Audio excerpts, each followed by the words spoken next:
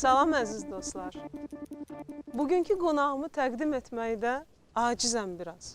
Əslində bilmirəm, onun nəsr əsərlərindən danışım, ya publisistikasından, kinolarını vurğulayım, yoxsa pyeslərini.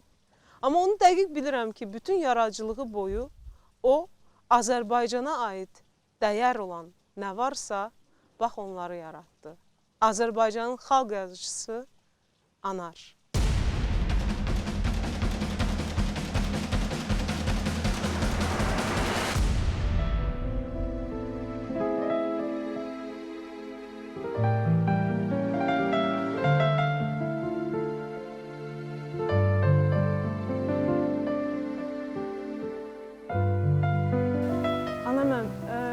Təbiət hadisələri içərisində ən çox yaradıcılığınızda rast gəldiyiniz dənizdir. Təbiət sanki insanın hisslərini ifadə eləməsi üçün məkandır. Məsələn, deyək ki, Zaur təxminəyə eşq etirafını dəniz kənarında eləmişdi, hisslərini dəniz kənarında açırdı. Bu bir yaradıcılıq priyomudur, yoxsa sadəcə oxucuya təsir eləmək üçün bir vasitədir? Mən düşünməmişəm o barədə ki, bu xüsusi bir priyomdur ya, vasitədir. Belə gətirib ki, mənim deyirlər o kiçik vətən deyir də, biri deyir mənim filan kənd mənim kiçik vətənim deyir filan. Mənim də demək olar dəniz kiçik vətənimdir, çünki 5 yaşından başlayaraq yay ayları dəniz sahilində geçmişəm. Bu zonada atamın bağı vardı, bütün uşaqlığım orada geçib. Ona görə dəniz mənim üçün çox doğma bir məkandır. Amma elə bir dəniz məndən qaçır, çünki 43-cü ildə biz o bağa keçəndə bizim atamın bağı dənizin lap sahilindeydi. Bağdan çıxırdıq, orada iki qayanın arasından bir yol vardı. O iki qayanın arasından keçib axırda çimirdik dənizdə. İndi isə o iki qaya durur təbii, onun yanında bir əli ayağı deyilən bir pir də var. İndi dəniz oradan bir azı 3-4 kilometr uzaqlaşır. Belə bir dəniz qaçır, bizdən, insanlardan qaçır.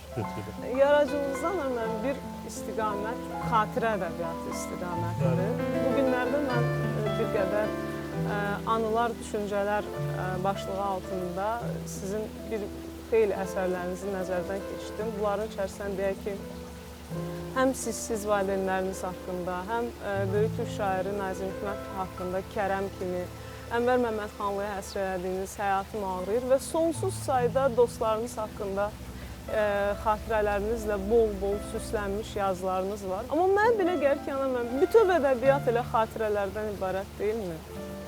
Elədir, amma xatirələrin ifadə şəkilləri müxtəlifdir. Bir var, məsələn, bir avazda siz dediyiniz kimi o adamlar haqqında, atam haqqında, anam haqqında, Ənvər Məmmədxanlı haqqında, Nazim Hikmət haqqında, Heydər Əliyev haqqında yazdıqlarım, bunlar sənəddə əsərlərdir. Cəlil Məmmədquluzadə haqqında. Amma o biri yazılarda da gördüyün, tanış olduğun insanlar, müşahidə elədiyin həyat faktları falan nə şəkilsə əks olunur.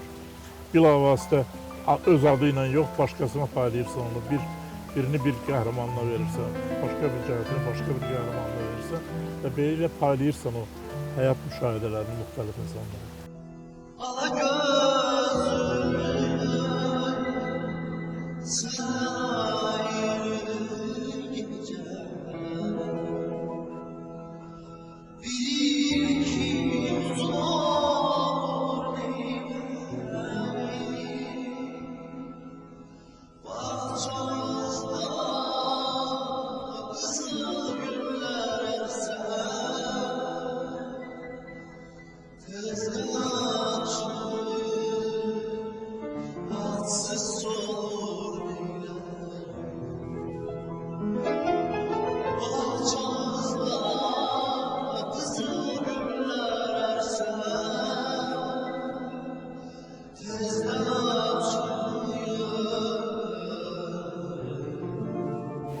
Dünyada ən kədərli şey xatirələrdir.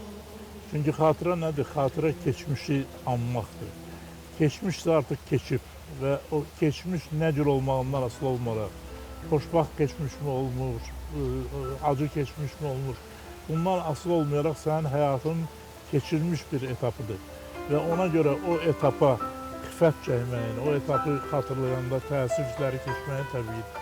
Ona görə hər xatirə kədərli bir şeydir. Həm xoşdur o xatirələr, çünki onları təzədən canlandırırsan, o günləri yada salırsan, o günləri yenidən yaşayırsan.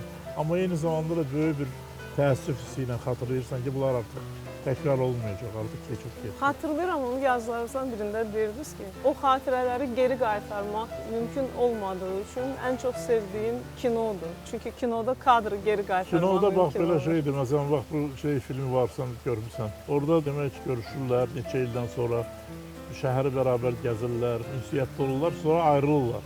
Və bəlkə də bu əbədi ayrılıqdır. Bu kədərli kadrlardır, onların ayrılıq səhnələri. Amma ondan sonra kinonun bu imkanı var ki, təzədən o günü yaşadır olaraq. Təzədən o günün xatirələri ekranda canlandıqca sanki onlar yenidən qayıdırlar, o xatirələr yaşayır. Ona görə kino insan həyatından daha xoşbaxt bir hadisə. Bir akşam taksiden düşüp hayıza bilmedik araya hayana gider.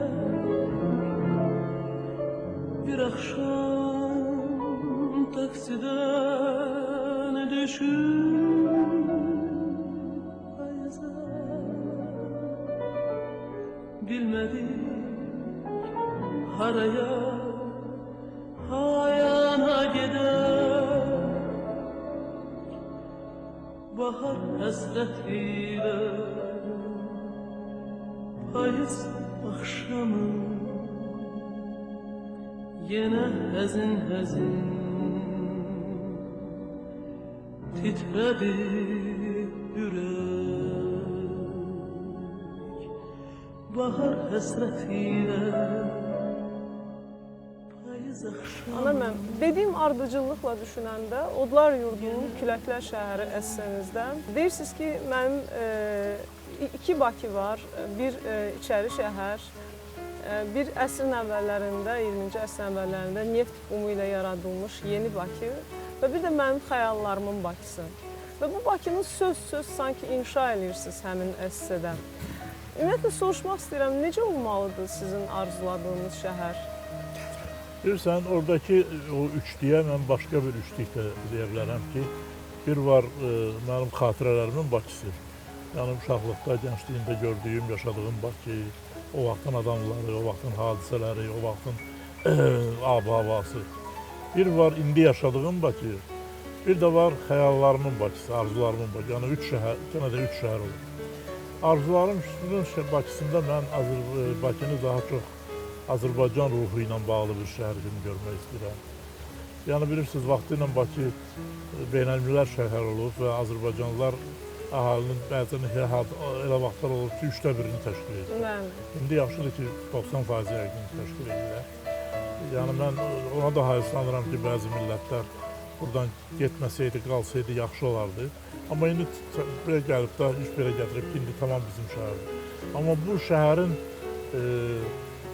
toponimikası deyək ki, toponimikasında da öz əksini tapmalıdır. Yəni, Bakıda bizim tariximizlə bağlı küçələr olmalıdır, prospektlər olmalıdır, Səfəvilər prospekti, Şirvanşahlar prospekti. Mikrorayonlar rəqəmlərlə, quru rəqəmlərlə yox, bizim qədim şəhərlərin adları ilə Dərbənd mikrorayonu, Təbriz, Borçalı, Zəngəzur, İqdir və s. bu cür adlarla adlanmalıdır. Böyük tarix şəxsiyyətlərimizin heykəlləri olmalıdır. Əyləncə yerləri olmalıdır ki, hər bir turist şəhərində də belə yerlər olur. Bir vaxt belə bir ifadə var idi ki, Bakı Neapola bənzəyir. Siz də bir esse yazdınız ki, Neapoldan gözəldir. O Gorkinin sözüdür, Gorki Bakıya baxmışdı, demişdi Neapoldan gözəl. Bizimkilər də bəlkə fəxr edirlərdi, gör nə deyib. Mən Neapolda olmuşam, ona görə 100% belə yalancı vətənpərvəri olmadan deyə bilərəm ki, Bakı Neapoldan da gözəl şəhərdir, doğrudandır. Həm bu təbii quruluşuna görə, həm son illər xüsusilə gözəlləşib, tikintiləri çoxalır filanlar. O cəhətdən Bakı Neapol da gözəl şəhərdir, şübhə yoxdur, amma Bakı daha gözəl. Əzizim baktı yarım, baktımın tatlı yarım. Əzizim baktı yarım, baktımın tatlı yarım. Yüzünde göz izi var, sana kim baktı yarım. Yüzünde göz izi var, sana kim baktı yarım.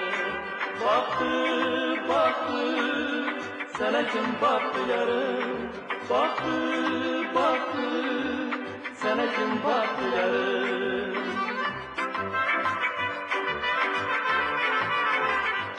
Mərhum xalq rəssamı Toğrul Nərimanbəyovun sizin haqqınızda bir ifadəsi var. Son derece simvolik bir ifadedir. Söylüyor ki hayatımın farklı dönemlerinde dünyanın müxtəlif yerlerinden Azərbaycana baxdım və nə zaman baxdımsa anarı gördüm. Mənə gəlir ki, bu deyimin arxasında bir çox dərin mətləblər var. Mətləblərdən biri də məncə odur ki, ümumiyyətlə Azərbaycana, Türk dünyasına aid elə bir dəyər, elə bir vacib məqam yoxdur ki, sizin qələminizdən yan keçsin. Nədir niyyətiniz və ümumiyyətlə necə alınır bu ki, siz bax Azərbaycan üçün həm musiqisini, həm ədəbiyyatını, həm incəsənətini, həm memarlığını, həm rəssamlığı, hər birini öz qələminizdən keçirib təqdim edə bilirsiniz? Bir nəfər yazmış ki, anar zəif yazıcıdır, heç nə yaza bilmir falan. Sözüm yoxdur, yəqin düz deyir. Sonra deyir ki, o vaxt Sovet vaxtında ananın yazılarını klavlitdə işləyənlər başını düzəldirlərdi. O elə çap edirdi.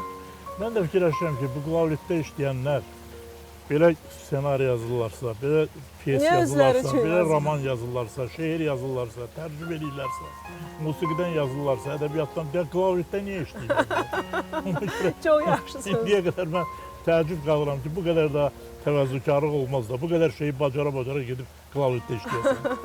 Özgəmən əsərlərini düzəldəsən. Təəssüf ki, idiotlar həmişə olub.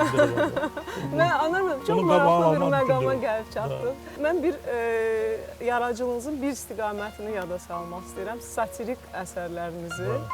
Adama bir anlıq elə gəlir ki, sizi əsəbləşdirən, sizin qanınızı qaraldan, sizi belə deyək ki, keyfinizi pozan, hər şeyi gülə-gülə danışa bilərsiniz, anar mənim. Bax, bu gülüş kömək olur hər halda. Gülüş xilasdır da.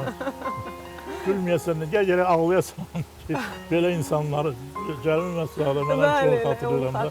Deyir ki, ağlamağımın səbəbi odur ki, bu cür insanların içində yaşayıram, bir əlacım da yox. Ya gərək ağlayasan, ya güləsən. Mən gülməyə qədər yoxdur. Unut beni serler, gündüzüler, unut dedim. Buzlu gecelerde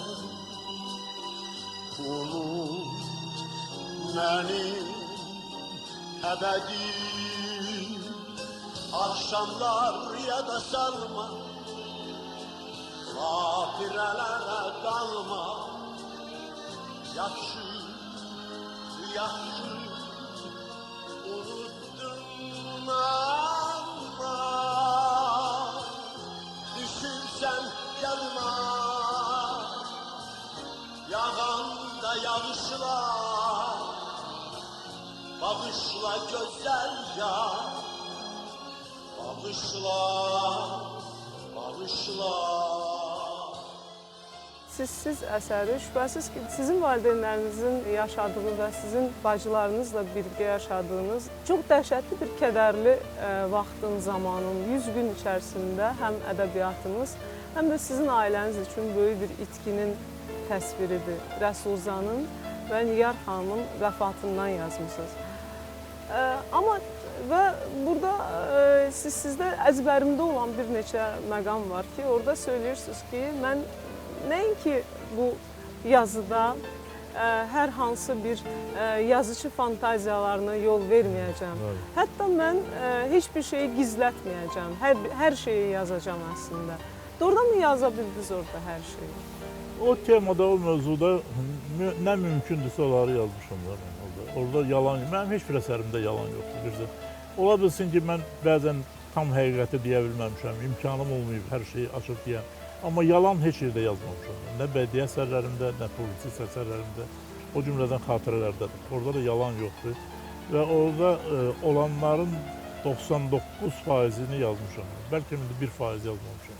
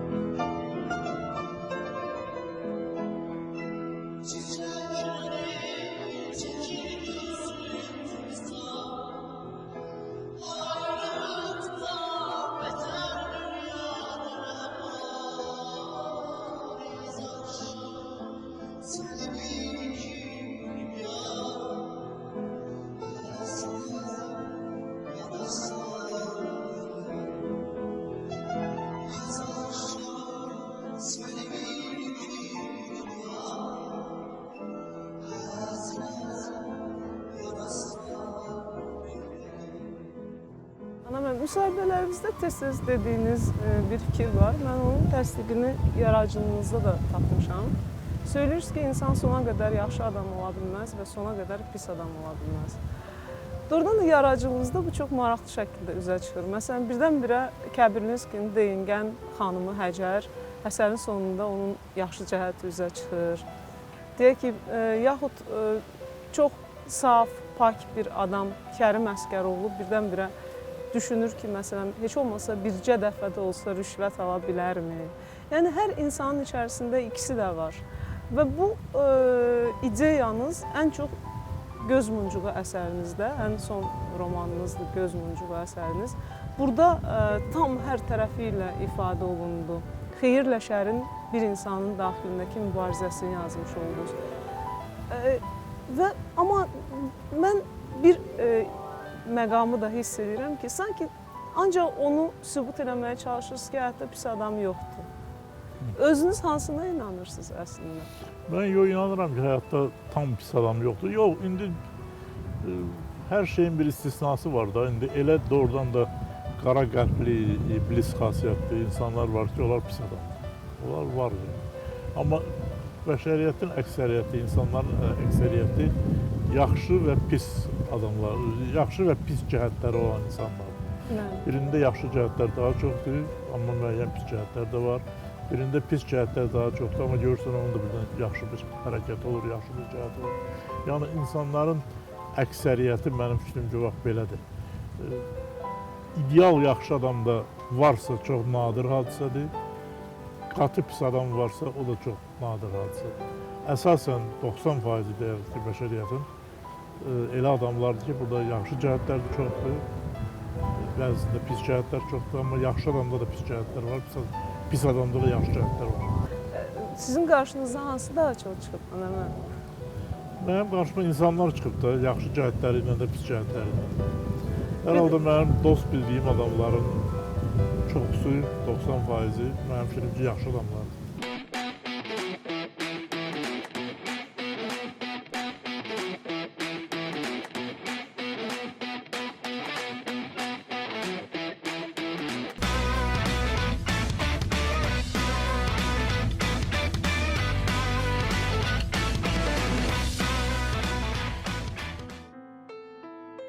Ümumiyyətlə, dostlarınıza sədaqətiniz bir şəxsiyyət olaraq, sənətkar olaraq ən çox nəzərə çarpan cəhətinizdir.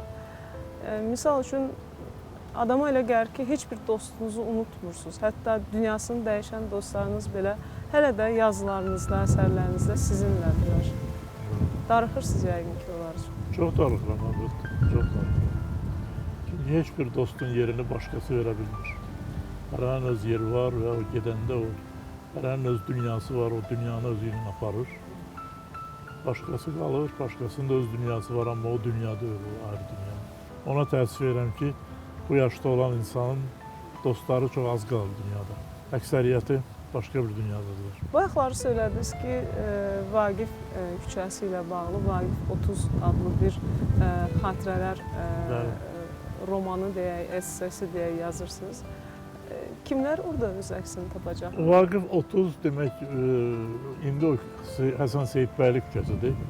Mən orada 10 il yaşamışam. O vaxtı Vaqif küçəsi idi və mən 30 nömrəli evdə yaşayırdım. Yazıçıların evi idi. Bəli. Və o yazıçıların evində mənim, hamısı yazıçılar idi, amma mənim dostlarım olan yazıçılar Yusuf Səmədoğlu idi, Fikrət Qoca idi, Maqsud İbrahimbəyoğlu idi, Elçin idi, Fikrət Sadıq idi. Bu adamlarla mən həm mənim nəsildaşlarım da həm də dostum. Onlar haqqındadır əsas bu. Onlarla görüşlər, onlarla olan məzəli hadisələr, kədərli hadisələr, xoş hadisələr. Birincisi bu əsərin adı niyə Vaqif 30-dur? Həm o ünvanına görə, həm də sirricə buna açım ki, bir vaxt demək ki, rəhmətlik Qara Qarayevin belə bir fikri vardı ki, Vaqiflə mən 2 dənə bir pərdəli operanın librettosunu yazam və 2 bəstəkar da, biri demək Fərəc, biri də onun tələbəsi idi, oğul, həm oğul, həm bir də Məmməd Quliyev vardı, rəhmətli, o da onun tələbəsi. Onlar da muzikasını yazsınlar. Hətta belə möhkəm bu işə bağlamaq üçün dedi, tapşırmışam ki, sizdən müqavilə də bağlasınlar. Mədəniyyət naziri. Gəldik müqavilə bağlamağa, birinci demək mən bağlayıram. Vaqiflə gəlmişdik. Müqavilə bağlayıram, adınız filan, familiyanız filan, adresiniz Vaqif 30 yazdım. Sonra Vaqifdən adınız, familiyanız, adresiniz Vaqif Anar 30. Təəccüb qaldı ki, nədir? Deyir, o deyir Vaqif 30, mən də deyirəm. Vaqifin bu zarafatı yadından qaldı və demək bununla başlayır o yazı. Vaqif 30 isə yazıçıların yaşadığı bina idi. Birinci mərtəbədə yaşayırdım. 10 il orada yaşamışam. Mənzil belə idi ki, küçədən gələndə gərək aşağı düşəydin. Çıxmaq istəyəndə istəyirsən aşağıdan çıxıb həyətdən düşə bilərdin. Yəni heç bir vaxt qalxmadan ora düşmək olardı. Rustam deyir ki, fizikanın hansısa qanununu siz pozursunuz burada. Elçinin də xatirələri var orada. Deyir ki, həmişə bizim bir tərəf zirzəmi idi. Zirzəmidən yuxarı, demək, divarın yuxarısından pəncərə vardı. Ora baxanda ancaq adamların ayaqları görünür. 10 ildir o mənzildə biz yaşadıq. Və bildiyim qədərilə Ağ Liman əsərinizi həmin mənzilin mətbəxində yazmısınız. İlk dəfə də onu orada oxumuşam mən dostlarıma. Firət Qoca idi, İsa İsmailzə idi, Ələkbər Salahzadə idi, bir də Şəkrə mühəllisdir. Onlara bax, bizim evdə həmən o otaqda Ağ Limanı mən birinci dəfə oxumuşam. İndi təəccüb edirəm ki, hər halda iri həcmli əsərdir. Necə onu mən oxuya bilmişəm, bunlar da qulaq asılmışlar. Unut beni payızda, baharda, unut dedi. Çölümden uzak eyle, derdi, gamim, kederi. Geçen günlere alma, hatirelere dalma. Yaxşı, yaxşı unuttum ama düşünsen yadıma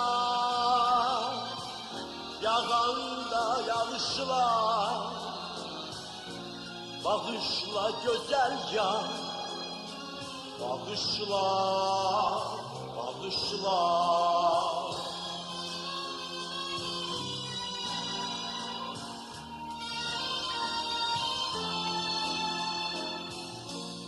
Bağışla güzel yar, bağışla, bağışla. Anar müəllim, sizin heç bir yaradıcı bir həsəd deyim, yaradıcı bir kobud desək, paxıllıq deyim, heç zaman bunu hiss eləmədim mən. Yəni, ən azından hər zaman dostlarınızın əsərlərini, yazdıqlarını öz baxış bucağınızdan təqdim eləməyə və hətta reklam eləməyə çalışmışsınız. Yəni, doğrudan mı tamamilə yaddır bu hiss sizə? Vallahi indi deyim ki, mən yaxşı adamam, biraz yaxşı çıxmır, amma deyim ki, məndə həsəddən, paxıllıqdan heç bir əsər əlamət olmayıb bu həqiqət. Heç kəs ömründə mən həsəd olmamışam, həsəd çəkməmişəm, heç kəsin paxıllığını eləməmişəm. Mən bilirəm ki, məndən istedadlı adamlar var, mən bilirəm ki, məndən gözəl adamlar var, yaraşıqlı adamlar var, məndən dövlətli adamlar var, məndən şöhrətli adamlar var. Amma heç birinə paxıllıq eləmirəm ki, mənəm, onlar olar, mən niyə olar olur? Həsəd məncə o vaxt doğur ki, sən özü kimdənsə əksi hesab edirsən. Kimdənsə əksi hiss edirsən, onu şuuraltı, yəni şuurla demirsən ki, mən ondan, amma şuuraltı hiss edirsən ki, o səndən üstündür, ona görə başlayırsan ona həsəd çəkməyə. Amma biləndə ki, yox, sənsən, özünsən, o da özüdür, başqası da özüdür, heç kəsə həsəd eləmirsən. Bu daxili bir tamlıq hissidir. Tamlıq daxili hiss var ki, sən yaranmışsan özün kimi və özün kimi yaşamalısan. Niyə kimin kimsə olmalısan? Amma Vaqif Səmədoğlu sizin haqqınızda bir filmdə danışanda söyləmişdi ki, siz eyni məktəbdə oxumusunuz. Bəli, Vaqif məndən 2 sinif aşağı idi. Bəli. Söyləyirdi ki, biz maraqlıdır ki... 2 sinif yox, 1 sinif aşağı. 1 sinif, bəli. Söyləyirdi ki, maraqlıdır deyir, biz məktəb vaxtı yaxınlaşmamışdıq, dost olmadıq məktəb vaxtı. Baxmayaraq, o Səməd Vurğunun oğlu, siz də Rəsul Uzanın az çox bir-birinizdən xəbəriniz var idi. Amma deyir, biz məktəb vaxtı dostlaşmadıq. Amma bir zaman keçəndən sonra mən Anarın bir qeyri-adi cəhətini, keyfiyyətini anladım. Bu da onun liderliyidir. Doğrudan da siz lider olaraq gəlmişsiniz dünyaya. Mən heç bir vaxt özümü lider kimi hiss eləməmişəm. Heç bir vaxt. Hətta Yazıçılar Birliyinin sədri olanda Bəli, elə özümü mən onu lider deyəcəkdim sanmıram. də. Mütəəssir işdir də, bu vəzifədir, bu vəzifəni mən ifa etməliyəm. Amma o biri cəhətdən, yəni vəzifəsiz lider olmaq, o da mənim təbiətimdə uyğun deyil. Nə cürsə elə olub ki, bəlkə bilmirəm, bəlkə belə bir cəhətdə ona görə ki, heç kəsin əsədini çəkməmişəm, məni belə qəbul ediblər ki, necə deyim, lider kimi qəbul ediblər. Heç kəsinə ona görə bəlkə ayrı cəhətlərə görə bilmirəm. Amma hər halda mən bir dəfə Maksud bir söz dedi, qəribə söz olsa da dedi ki, mən Anar mənim daha yaxşı dostum olub, nəinki mən Anarım. İndi o da onun təvəzzükarlığıdır.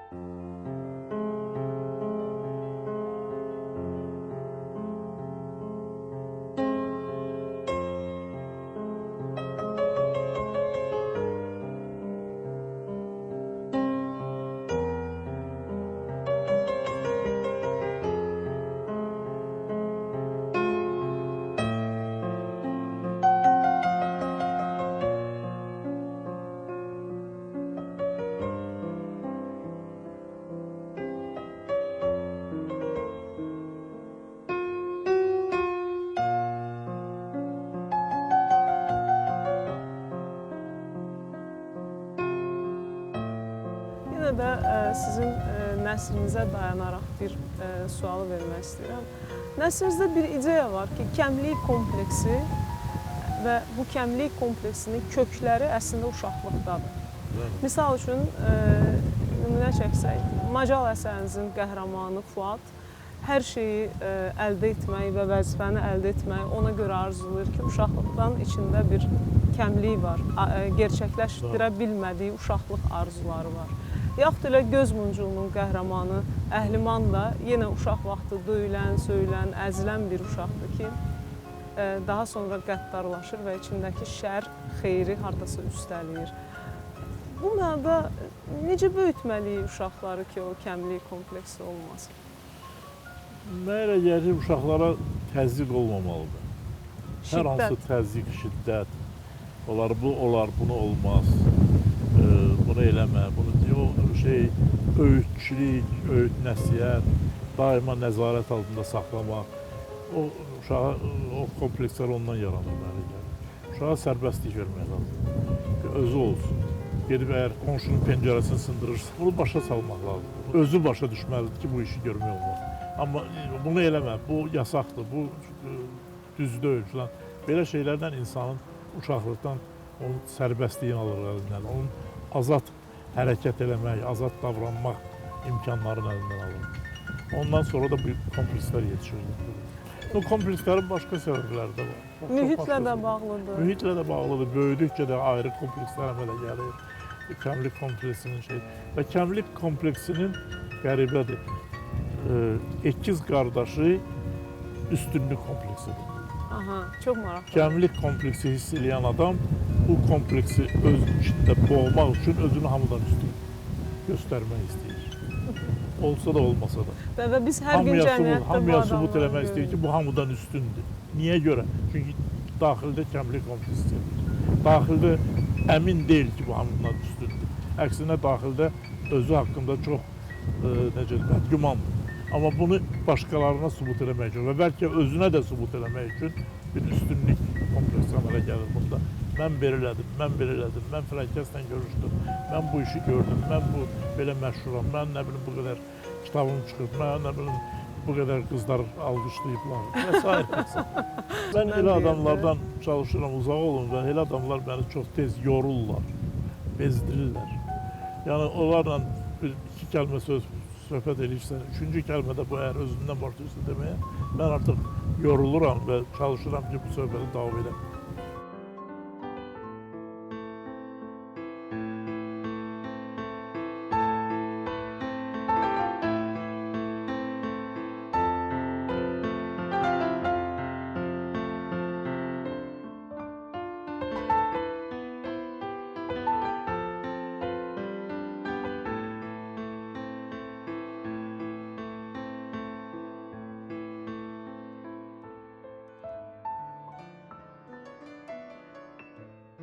Siz söylüyorsunuz ki bizim ailəmizdə özünü tərif etmək, özündən demək, özünü öymək bir tərbiyə qüsuru hesab olunurdu. Necə böyüdürdülər valideynləriniz sizi?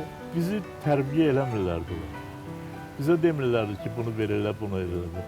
Biz onlara baxıb, uşaqlıqdan onları örnək kimi qəbul edib və onlar kimi davranmağa, onlar kimi olmağa çalışırdıq. Məsələn, bir fakt var ki, mən bizim evdə heç bir vaxt heç kəsin dalınca danışmırlar. Qeybət yox idi. Qeybət yox idi. Atam məsələn sərt adamıdır. Bəzən bir adamın üzünə çox sərt sözlər deyə bilərdi. Amma dalında heç bir şey, heç vaxt deməzdi. Evdə gəlsin, o olmayan bir yerdə, onun dalınca nə isə danışsın, elə bir şey heç vaxt olmuyor. Təbii ki, nə anamda, nə atamda. Və bu bizə o cür keçib ki, indi mən xanımımla Zeyfer yerində biz də uşaqları o cür böyütmüşük. Biz də onlara nə isə öyüd, nəsihət vermək, bunu eləmə, bunu elə, bu yaxşıdır, bu pisdir, yox. Baxıblar bizə və bundan öz nəticələrini çıxarırlar. Mənə elə gəlir ki, bu ən doğru tərbiyə üsulu məhz öz evlatlarına örnək olmaqdır.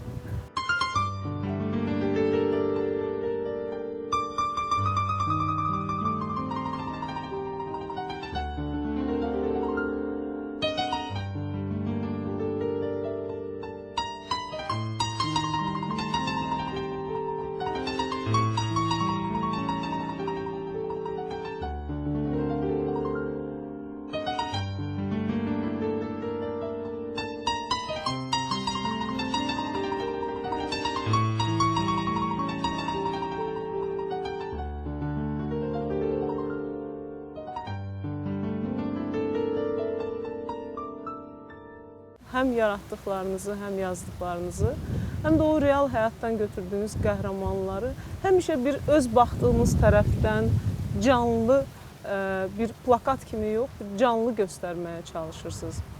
Və bu mənada bir fikriniz yadımdadır ki, deyirdiniz ki, mən öz qəhrəmanlarımın taleyini izləyə bilməmişəm. Necə izləmək istəyirdiniz onların taleyini? Söhbət ona gəlib çıxır ki, indi mən bir piyes yazmışam. Bəli. Demək ki, şəhərin qış gecələri. Bəli. Mənim piyesim vardı vaxtı ilə, şəhərin yay günləri. Mən həmin personajları, baxdım ki, bu neçənci ildir, yaddaşımda qalmır da, o cildimdə çıxıb, cildlərimdə çıxıb.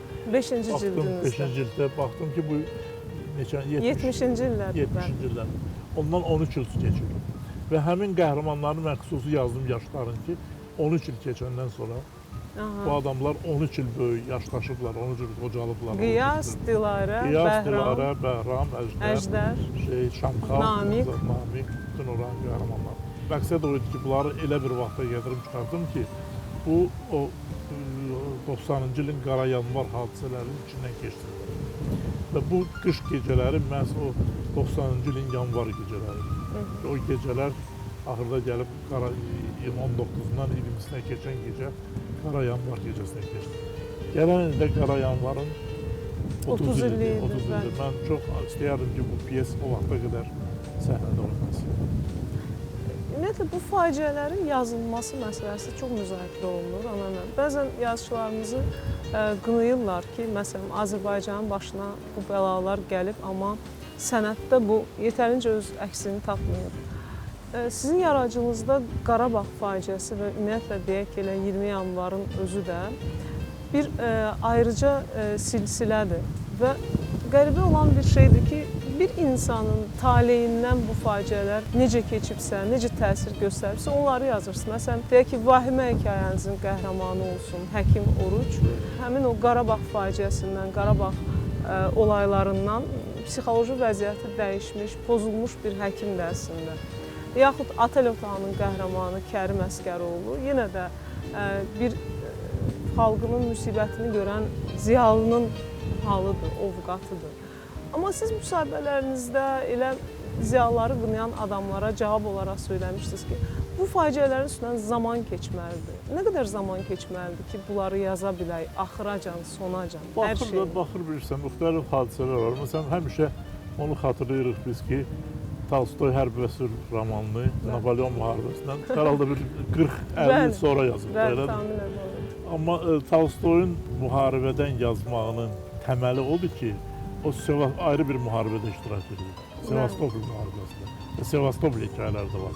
Yəni hərbi təcrübəsi Görməyən var bunu, adam. görüb bunu, indi asıl keçirdib başqa bir dövrə. İndi məsələn biz bu Qarabağ müharibəsini mən nə bilim mən bəlkə də bir 10-15 dəfə hərbi hissələrdə olmuşam, Bəli. əsgərlərlə görüşmüşəm, yanlış. Amma döyüşlərdə iştirak eləməmişəm. Ona görə onu ancaq başqalarının söhbəti ilə mən yaza bilərəm. Mən də ona cəsarət eləmirəm, çünki öz təcrübənlə əgər o içindən keçməmisənsə, başının qulağının dibindən güllələr vıyıldamayırsan, həyatı hər dəqiqə o təhlükəyə atmamısansa, bu hər halda mənim yaradıcılıq metoduma uyğun deyil. İçəridən yaşanmamış bir şey haqqında yazmaq. Amma Qarabağ müharibəsi tək cəbhə deyil axı. O insanların psixologiyasına təsir edir. O arxa cəbhədə olan insanların davranışına təsir edir. Və bu sən yada saldığın əsərlərdə var.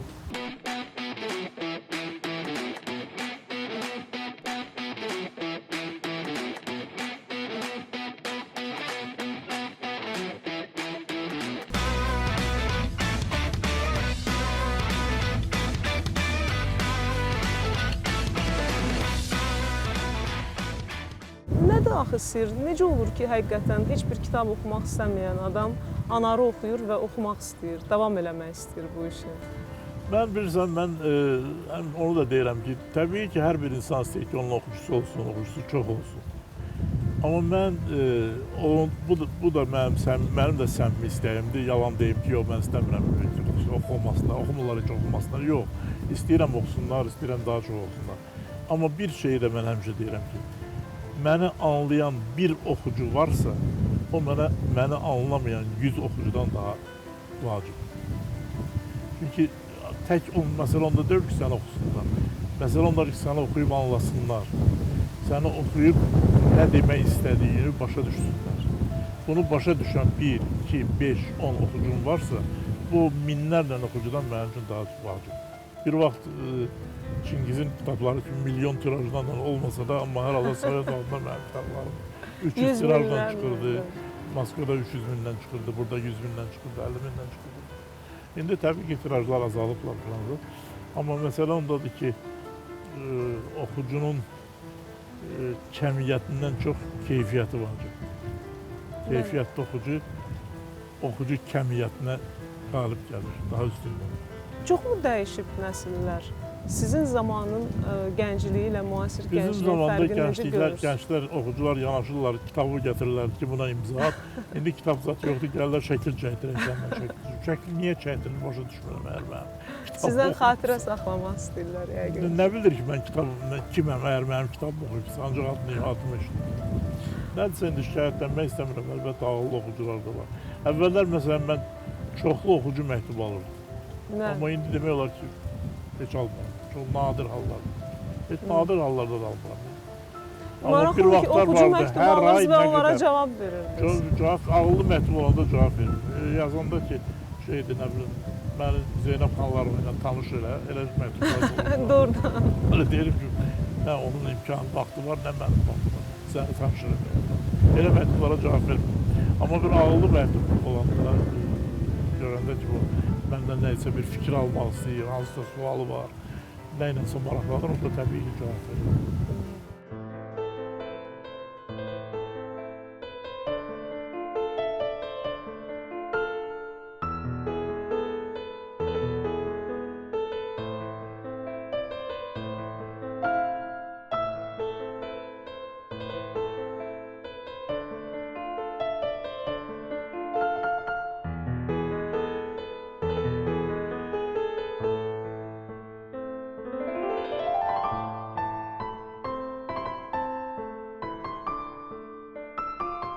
Azərbaycan nəsrində sevgi mövzusunu araşdırmalı, yazmalı olsaq, sizin hekayələriniz, sizin 5 mərtəbəli 6-cı mərtəbəsi romanınız çox ciddi bir yer tutacaq o kitabda. Ümumiyyətlə, bu sevgi mövzusu hər zaman insanları cəlb edən mövzudur. Hara qədər yazmaq olar bu mövzunu və nə qədər yazmısınız? Yazmışam da indi nə qədər bilmirəm, amma hər halda bu mövzuda yazmışam. Çünki həyatın mayasında sevgi durur. Sevgi olmasa həyat da olmaz. ve insanların hayatında, insanların talihinde sevgi o kadar büyük yer tutur ki şüphesiz insandan yazanda gerek onun sevgisinden de yazasan. En kadim zamanlardan Leyli Mecnun, Romeo Juliet'te zamanlarından bugüne kadar hemşe sevgi mevzusu edebiyatın esas mevzularından biri olur. Və bu sevgi mövzusu əsərlərə daha ciddi populyarlıq, daha ciddi şöhrət gətirir. Çünki insanları cəlb edir bu mövzu. Amma qadınlarınızı da yaratdığınız qadınları çox tənqid edirlər. İstəyir Əsməri Gürcü familiyasından, istəyir Təxminəni Ağ Limandan və 5 mərtəbəli evin 6-cı mərtəbəsindən. Nədir bu tənqidlərin səbəbi? Siz hədsiz azad yazmısınız qadınları. Bu tənqidlərin səbəbi bence riyakarlıqdır. Fariseyistdir. Çünki qadına elə şey kimi baxmaq, necə deyim sizə, müqavva kimi baxmaq bir riyakarlıqdır. Qadın müqavva deyil, canlı insan. Və mən o vaxtda həmişə çıxış edəndə deyirdim ki, deyirlər, siz istəyirsiniz ki, qadınlarımız təxminə kimi olsun. Dedim, yox, mən onu istəmirəm. Amma mən istəyirəm ki, cəmiyyət başa düşsün ki, bu cəmiyyətdə təxminə kimi insanlar da var. Onları da başa düşmək lazım. Və onların yaşamağa haqqı var. Əlbəttə, onların da yaşamağa haqqı var və onları damğalamaqla orta əsrlərə qayıdarıq istədik. Damğalamaqla, çıxdaş eləməklə, yox, belə insanlar lazım deyil, onlar bizim yoxdur, bizim ədəbiyyatda. Özdə bizim ədəbiyyatda həmişə o üsyankar qadın obrazı olub da. Bəli. Leylinin özü üsyankar qadın deyil. Bəli, bəli. Şiirin, Xosrov şiirində üsyankar qadın deyil. Mirzə Fətəlinin əsərlərində Müsyo Jordanı alladan qadınlar üsyankar deyirlər. Onlar da o mühitə qarşı üsyan edirlər. Cəfər Cabbarlının sevili üsyankar qadın deyil. İndisi dövr dəyişdikcə başqa formalarda olur bu üsyan qadının. Üsyan da deməzdim, qadının özünü təsdiqi müxtəlif epokalarda, müxtəlif dövrlərdə, müxtəlif dövrlərdə. Lələnin harayından, el yakma sarayından. Lələnin harayından, el yakma sarayından. Günde bir kerpiç düşür ömrümün sarayından. Günde bir kerpiç düşür ömrümün sarayından. Düşür, düşür ömrümün sarayından. Düşür, düşür ömrümün sarayından. Əziziyəm bir dəmə, doldur için bir dəmə. Əziziyəm bir dəmə, doldur için bir dəmə. Ömür keçdi, gün keçdi, cavan olman bir dəmə. Ömür keçdi, gün keçdi, cavan olman bir dəmə. Keçdi, keçdi, cavan olman bir dəmə. 30 ildir yazdığınız bir əsər var. Keçən keçdi. Və mənə o xoşbəxtlik nəsib olub ki, o əsərin əlyazmalarını oxumuşam. Və bir məqamı soruşmaq istəyirəm. Keçənlərin hamısı qalır keçmişdə. Keçib gedən həyatın hamısı keçmişdə qalır. Ancaq yazıda onları təkrar eləmək mümkündür. İnsan yaşadıkça içində keçmişini də yaşadır da. Nə qədər ki insan yer üzündədir, onun keçmişi də onun içindədir. Xatirələrindədir, yazacağı fikirlərdədir, keçmişdən gələn duyğulardadır, keçmişdəki duyğuları tezdən yaşamaqdadır. Ona görə insan var olduqca onun keçmişi var, indisi var və nə qədər yaşayır, gələcəyi var. İnsan qutaranda gələcəyi də qutarır, keçmişi də qutarır. Təşəkkür edirəm. İndinizi gözəl və ürəyinizcə yaşayasınız.